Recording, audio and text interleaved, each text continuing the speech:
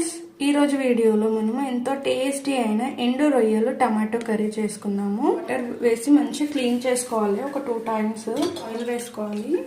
2 tablespoons వేసి ఎండు రొయ్యలు వేసి వేయించుకోవాలి ఫ్రెండ్స్. ఆయిల్ ఇంకా ఆనియన్స్ యాడ్ చేసుకోవాలి ఫ్రెండ్స్. ఆనియన్స్ తొందరగా మగ్గడానికి 1 tablespoon సాల్ట్ వేస్తున్నాను. కరివేపాకు, సన్నగా చీల్చుకున్న పచ్చిమిర్చి. మొత్తం సాఫ్ట్గా అయిపోవాలి ఆనియన్స్. 5 minutes ఉడికించుకుందాము. ఒక 5 minutes అయింది. టేబుల్స్పూన్ అల్లం వెల్లిపాయ పేస్ట్, పసుపు ఇలా సైడ్ కనుక్కోవాలి ఫ్రెండ్స్. అనుకొని టమాటోస్ యాడ్ చేయాలి. ఇలా వేసుకోవడం వల్ల ఏంటంటే టమాటోస్ కూడా తొందరగా మగ్గు. ఫ్రెండ్స్ చూడండి, టమాటోస్ మగ్గిపోయాయి. 3 tablespoons వరకు కారం యాడ్ చేసుకోవాలి ఫ్రెండ్స్. ఇందులో టమాటోస్ ఆనియన్స్ వేస్తాం కాబట్టి కారం ఎక్కువనే పడుతుంది.